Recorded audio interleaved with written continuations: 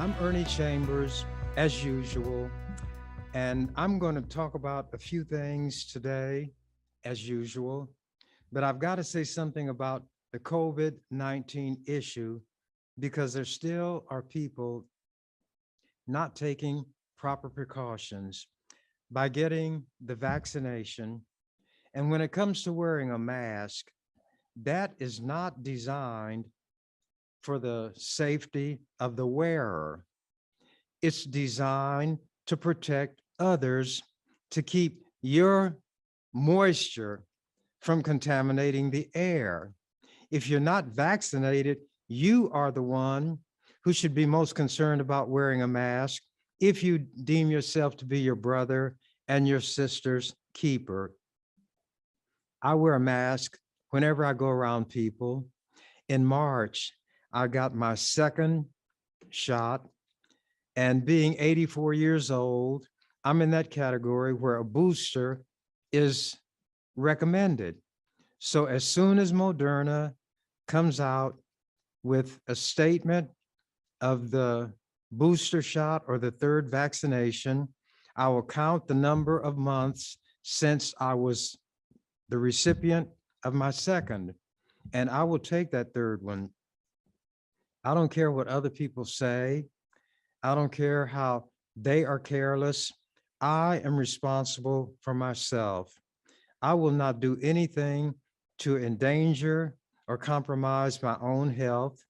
I will not let my personal welfare be politicized by empty-headed people who spew slogans, cliches, and whatever the latest thing is they happen to have read on social media. I could be called a dinosaur when it comes to what they call high tech. Not only do I not have or use the computer, I don't even know how. But as long as books are published and there is some avenue to receive news, and by the way, people do print up things in the way of news stories that may not be carried in the daily paper.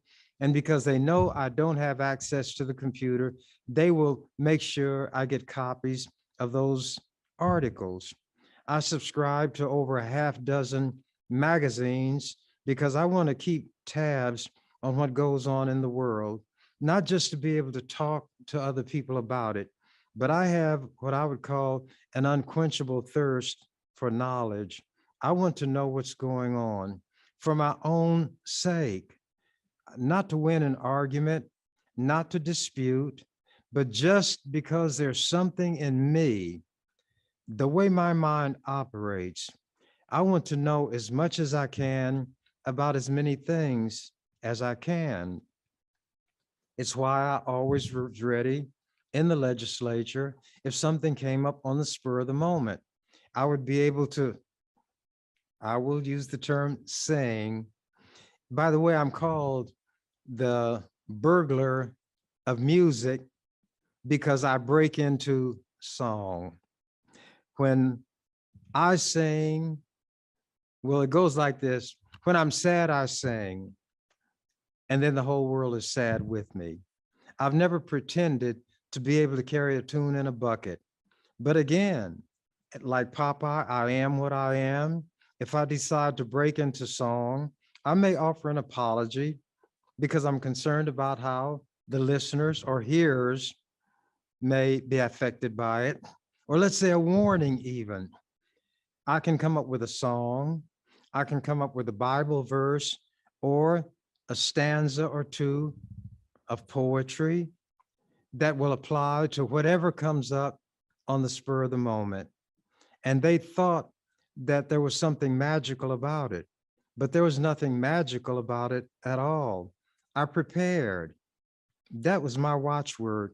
Be prepared.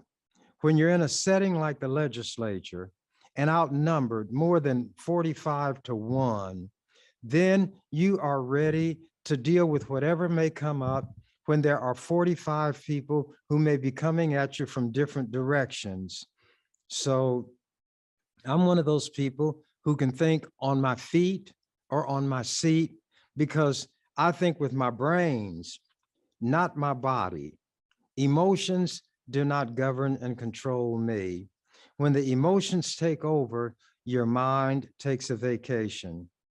I am regretful that people are not taking the COVID-19 and its variants, I call them mutations, seriously. Nature, and that's a term that people use to apply to different things. Some refer to nature rather than God. Some people refer to nature as the way science operates. It's like a term that can be used for any purpose. It's like a suit made out of pliable rubber. It'll fit somebody who weighs 300 pounds, or it shrinks down to its natural size, and somebody who weighs 100 pounds can wear it comfortably. So nature equips all living things to survive in a hostile environment. Bacteria are nature's children. Viruses are nature's children.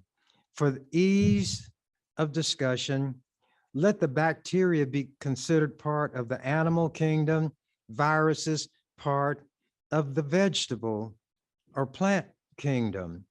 They are living things. They carry on life functions.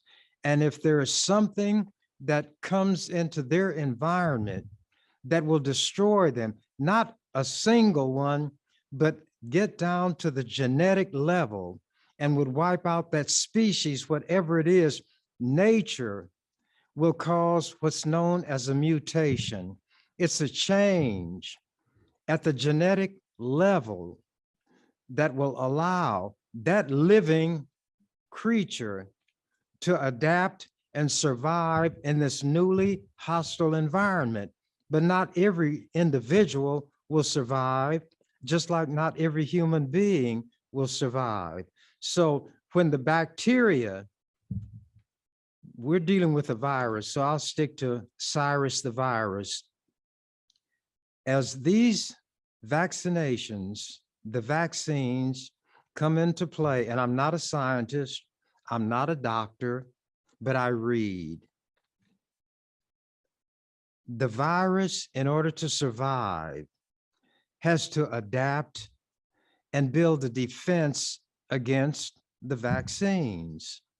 So what may have worked last year may not work this year. The virus is a variant, or it develops a mutation that allows it to survive. When you look at the fact that human beings and every other living creature faces danger, at least as a human being, you don't have predators like animals in the wild would have. But if you go into the wild and are careless, you may become the meal of a predator, which does not even include human beings on its diet. But if you have bone, which you have, gristle or tendons and ligaments, which you have, blood flowing, which you have, muscle tissue, fat tissue, that's what predators live on. They have preferences like you do. If people have made up their mind that they don't care what happens to them, why should I argue with them or become angry? It's not my place to be responsible. However, I do feel I owe something to everything born of a man and a woman. Females are my sisters, males are my brothers. I'm talking now about the generality, not individuals, because there are a lot of individual white people who I think are hateful. I think they are larcenous. I think they are murderous. But I think there are people like that in every so-called race. This is a point where you can say there's only one race when it comes to human beings, and that's the human race. But it's divided into what you might call families. Some families have wise parents. They have a societal structure, which is based on everybody helping and looking out for everybody else. Others may be cutthroat, dog eat dog, like the mob. If people don't care about their health, I cannot be more concerned for them than they are for themselves. But I do feel a kind of sadness and a sense of loss when a human being dies unnecessarily. Why do you think I'm opposed to the death penalty in all cases? Whoever the perpetrator is, whoever the victim is, whatever methodology the perpetrator uses to take the victim's life, I simply don't believe that one human being has the right, the moral right, to take another human being's life. And certainly the state does not have that right. If you want to become a member of the European Union as a country, individuals are not there. You cannot have a death penalty. Turkey wanted to be a member of the European Union, so they gave up the death penalty, wanting to get whatever economic and other benefits come from being a member of that organization. Turkey was interested enough in that to say, we won't kill human beings anymore as a punishment. Whatever their morality was, whatever their religion happened to be, could not lead them to place that value on every human life. People who look at it deeply from a philosophical or a truly religious standpoint will acknowledge that every human being is endowed with or imbued with a certain fundamental dignity, which no other human being, whether acting as an individual, acting in a gang, acting in a mob like the Ku Klux Klan, or acting in what has organized themselves into a society or a state. If one man or woman doesn't have the right to kill, three people, just because there are now three of them, will not develop or gain that right to kill. If there are more who come along, and there are now 1,000, the 1,000 have no more right to take a life because there are that many of them than that individual. Therefore, the state can never have the moral right to take a human life. It degrades and disavows that fundamental human dignity which every person has. And it has nothing to do with how a person behaves. So I, not from a religious standpoint, although originally that's what it was, do not believe in the death penalty. I never have. The church that I grew up in did not believe in the death penalty.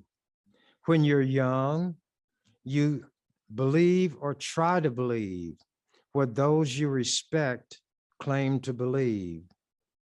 I found out that people in churches will talk a good game, but when the whistle blows or the gun sounds and the competition is underway, it becomes a different matter.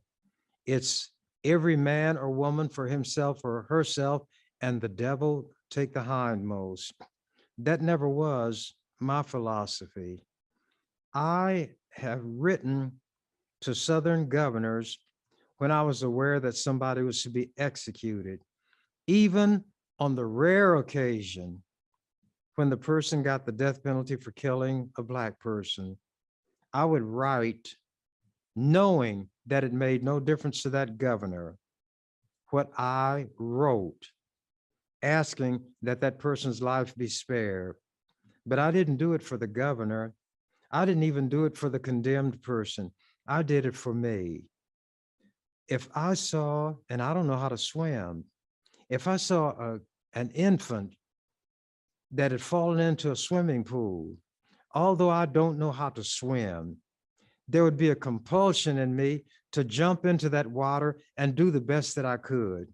So probably what I would try to do or let myself do is sink to the bottom, push myself above the water, take the infant, and if I sank again, try to move myself toward the edge of the pool. Desperate people resort to desperate measures. What I'm trying to get across now with all of this conversation is the concern that I have for people, even when they don't have it for themselves. You all who profess and pretend to be Christians should look at that one you say that you serve, that you believe in, took as his guide and his philosophy. Now, I've seen things in the Bible that contradict themselves. One of the big things, and then I'm gonna get back to that point. Let me go ahead and make the point. Jesus, when he was dying, those of you who read the Bible know that he said, "Forgive them, Father, for they know not what they do."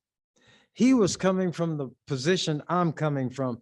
They knew that they had beaten him, but contrary to what people think, when Pilate had him lashed, Pilate was not punishing him. Pilate was trying to arouse sympathy in the minds of these people, the Jewish people, who thought Jesus was out of line because of what he taught. Pilate was trying to evoke sympathy. Pilate was a Roman. Romans were brutal, bloodthirsty people in general, based on the way they're stereotyped. But here was a secular individual trying to persuade religious people that they should not go to a heathen like Pilate, who represents Rome, the Roman Empire. They should not go to him to kill one of their own. And he was trying to make this point. There was an occasion that arose during all of this handling of Jesus when, according to the Jewish custom at Passover, somebody's life could be spared. So Pilate put Barabbas on one side, Jesus on the other, and asked, "Who do you want?" And they were confused as to what they should say. Here was Barabbas, this man who had committed various crimes, insurrection, riotousness, and so forth. And then this guy over here who had healed sick people, cast out devils, they believed in stuff like that, fed thousands of hungry people, had not lifted his finger to kill a fly as far as we know, or called down a lightning bolt to kill his enemies. Pilate said, "Which one do you want?" And they said, "Barabbas," because the religious people had said Barabbas, and the crowd echoed, as they do now, what their leader said. And Pilate said, "Well, what should I do with your king?" "Don't say he's our king, say he says he's our king." Well, that's beside the point. Those are just words. What should I do with this man? And again, they were unsure. So again, the religious people, as the ones you see today, leading the charge to hurt people, to ban them from this country, to treat them cruelly when they come here. Did you see on television where these racist white people on horseback treating the Haitians who are Black like me and you like livestock in the United States of America, the land of the free, the home of the brave, the city set up on a hill, the most humane, righteous country in the world, they say about themselves, treating people like livestock, running them down on horseback. That's America. That's what America really is. And they used to could do it when nobody was looking, but now there are eyes of an electronic kind who are always looking. Jesus was going to be executed by the Romans. The Jews could not kill him. They could not carry out a death sentence. So all this talk of stoning people and so forth, that's nothing when the devil in the flesh takes over. The Romans, the cruel, brutal people, cut all that stuff out.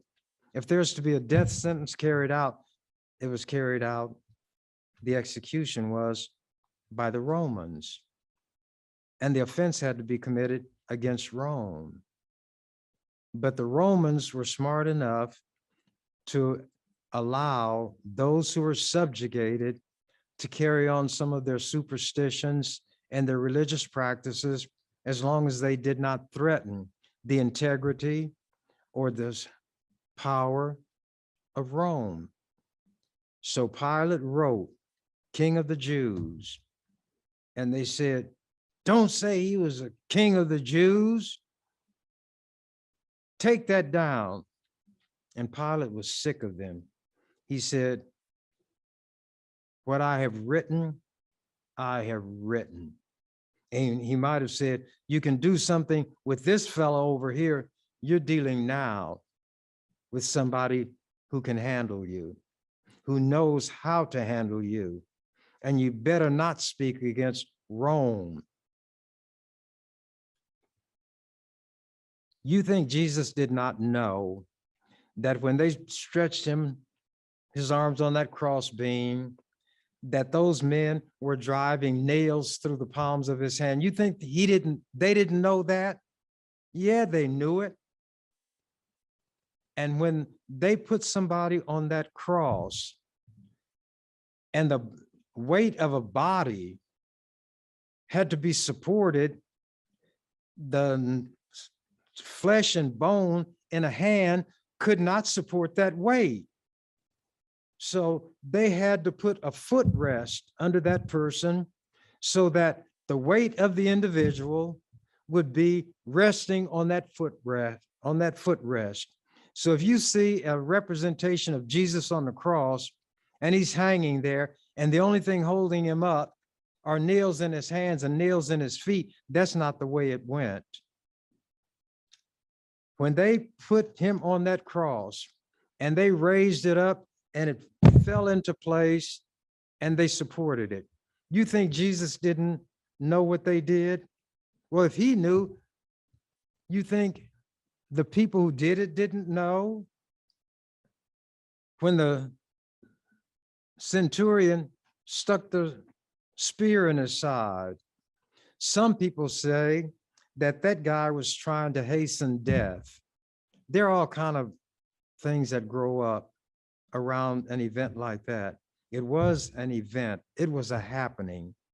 You think that the person who stuck the spear in his side, and it had to be a Roman, didn't know what he was doing?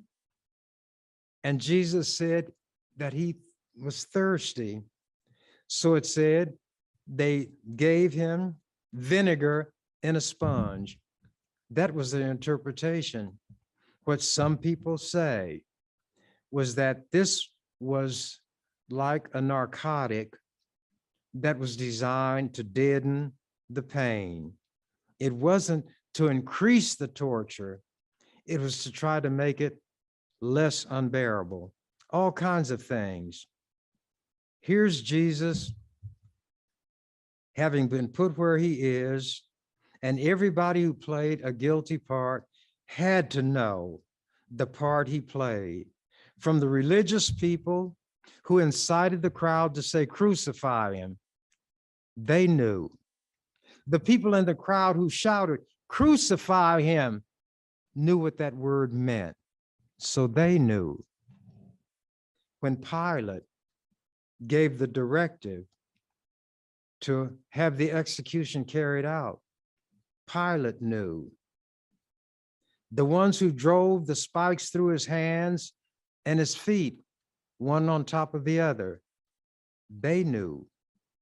And in some cases, the bones and the leg were broken, again, to hasten death, but it did cause excruciating pain.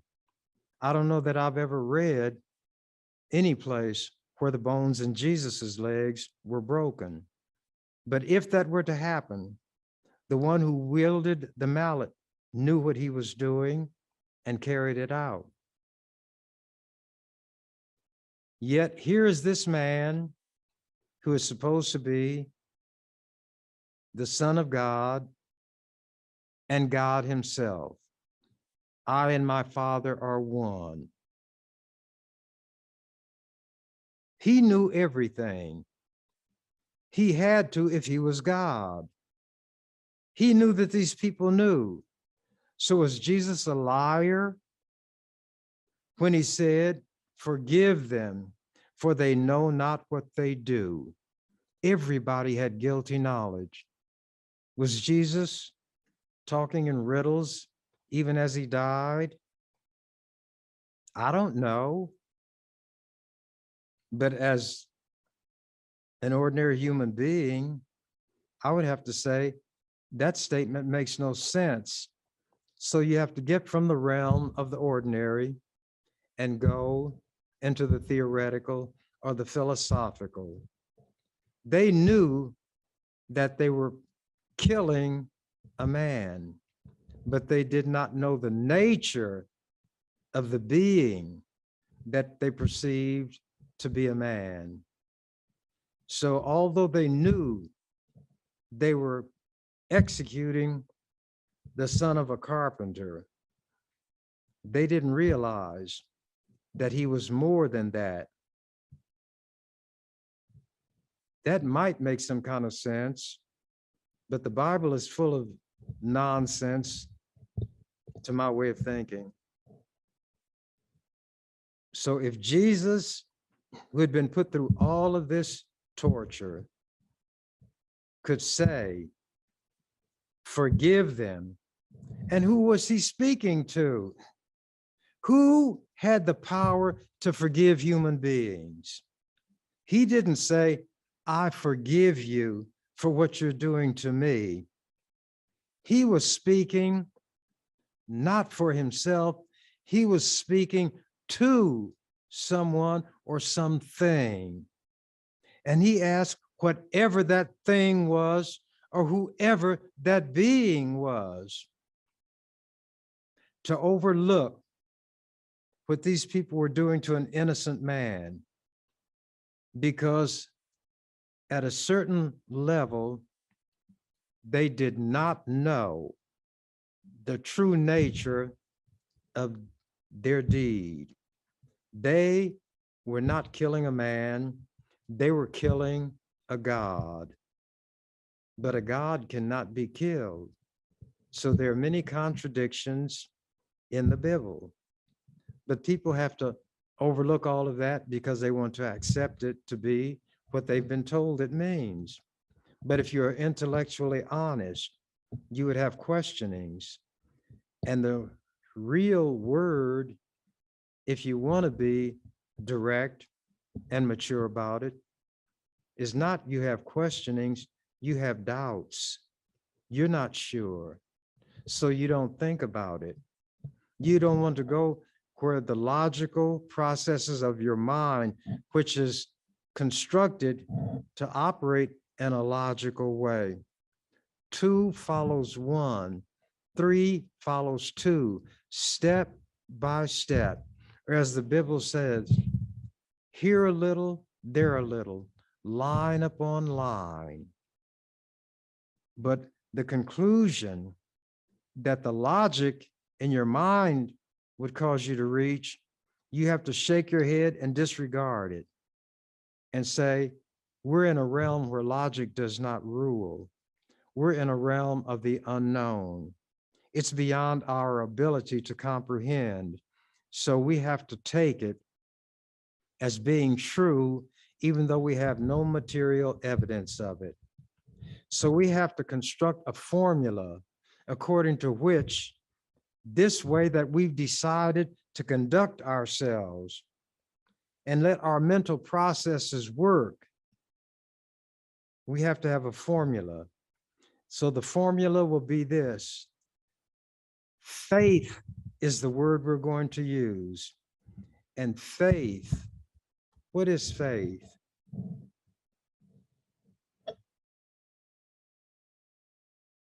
I'm not going to tell you the first word, but it says the evidence of things not seen. There's no evidence of it, but you believe it anyway. But you don't really believe it. You have to say you believe it. And there was a man who heard about Jesus, and this man was desperate. And he wanted Jesus to heal him. But he also knew that what he heard about this Jesus is that he required people to tell the truth. So when the man came to Jesus, he said, Jesus, I've heard about you. You have the power to heal me. Heal me. And Jesus said, do you believe? Then, using the logic that he had, but knowing what the conditions were under which healing could come, he had to believe. He said, Lord, I believe, help my unbelief. Because he had to be honest. He was saying, in the anguish of his condition and his soul, I want to believe. If I could believe, I would believe, but I don't believe. So help my unbelief. I'm coming with everything that I've got. And it doesn't meet your standard. But if your standard is what people say it is, then you will understand. And you know, if I could believe, I would. But in front of all these people, I'm debasing myself. I'm coming to another human being and saying, do for me what the doctors can't do. Heal me. And Jesus marveled and had not seen such a faith in all of Israel. And he'd say, so be it unto you as you wish, not as you believe, but believe and belief are words that can have different meanings from what the dictionary says. They can mean that you go as far intellectually as you can, but now you have to go one step beyond into the twilight zone. And you don't know what's there, but you hope that there's something there that will be of value to you. So you go as far as your mind will take you. Then you close your eyes, hold your breath, and you step off into the abyss and hope that you don't fall forever, or something worse than merely falling will happen. If religious people would get rid of the mysticism, if they would conform their own conduct to what they say they believe, you wouldn't have all of these organizations, these foundations, like the Billy Graham Association trying to get people to send money. Every preacher you know is going to end by asking for money. A guy wanted to be healed, and he came to Peter, and he was asking, and Peter said, and this was in the book of Acts, the Acts of the Apostles, Matthew, Mark, Luke, John, Acts. Silver and gold have I none, such as I have, give I unto thee. In the name of Jesus Christ of Nazareth, get up and walk. It doesn't tell what happened, but you're supposed to fill that gap in. Now, let me go back to the story where Jesus is stretched out on the cross. Who crucified Jesus? The Christians say the Jews did, and therefore they hate the Jews. But the Jews couldn't carry out a death sentence. What country, what nation, what entity ruled at that time? Rome. Where is Rome? Rome is in Italy. What do they call people who live in Italy? Italians or Italians? So if a Jew could not drive the stakes, a Roman, the centurions were the ones who were in charge. The flunkies, like every military operation, will carry out orders. The ones who carried out the actual execution of Jesus were Italians, not Jews. The Italians. Who do they think of when they think of the mob? Somebody whose name ends with a vowel. Al Capone, Joe Bonanno, the Gambino family, and sometimes there would be a dispute between Italians and Sicilians, but they were all from the same general geographic area in that part of the ocean. But people don't care about what I'm talking about. They will turn on Fox News and it tells them, don't get vaccinated, so they won't get vaccinated. You know why I went through all this? To indicate that my philosophy, being that of Popeyes, I am what I am, and that's all that I am, will acknowledge that I'm still influenced to this day by things that I picked up in church as a small child and didn't know any better than to accept things that older people told me, even when their conduct deviated from what they told me. Even as a child, I didn't believe that I could justify myself in doing what I knew was wrong because the preacher did it. That's between him and God. Or your parents may not do what they say you ought to do. But if you are convinced, as at one time I was, that everything in the Bible means what it says as it's written, then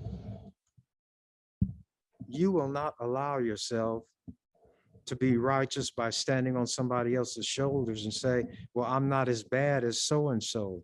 It's not a question of relativity where you're not as bad as somebody else. You have a conscience and a mind that judges you. And that's why I will tell people that I quote poems a lot of times, because they say with words that I cannot put together in the way they do. The woods are lovely, dark, and deep, but I have miles, but I have promises to keep and miles to go before I sleep. And when you go those miles, no matter what the outcome is, then you can lay your head on that pillow and sleep the sleep of the just. But if you don't, there's something in you that lets you know whether you've done the best that you can. And it will not let you rest. And some people call it a conscience. You don't have to go into mysticism. The other things that I had intended to talk about, I've laid aside because I'm trying to make a point. And sometimes I don't call myself a leader. I never have. White people have done that. Some Black people fall into that bag. You've never heard me call myself a leader, ever. I don't lead anybody anywhere. I do what I think is right. I say what I think needs to be said. And if somebody wants to latch on to it, they have decided to take from that what benefits them, but I'm not that person's leader. I don't tell that person what to do. So if the word lead has to attach to me, the way I want to lead is by example. I want to show that I believe what I'm saying to the extent that I direct my conduct according to what I claim to believe. And if I'm doing what I believe to be right, I don't care what anybody says. I wouldn't care what the Pope says, the president, the preacher, the teacher, and the fact that thousands of people would say it doesn't make it right any more than it's right if one person says it. So it's not the number of people who say something that will impress me. It's the logic, the reasonableness of it, and whether it accords with my belief. And the reason I say my belief, I can only live and have peace as long as I live in accord with what I believe. But I'm going to show you a contradiction that I saw in the Bible. They say God is good.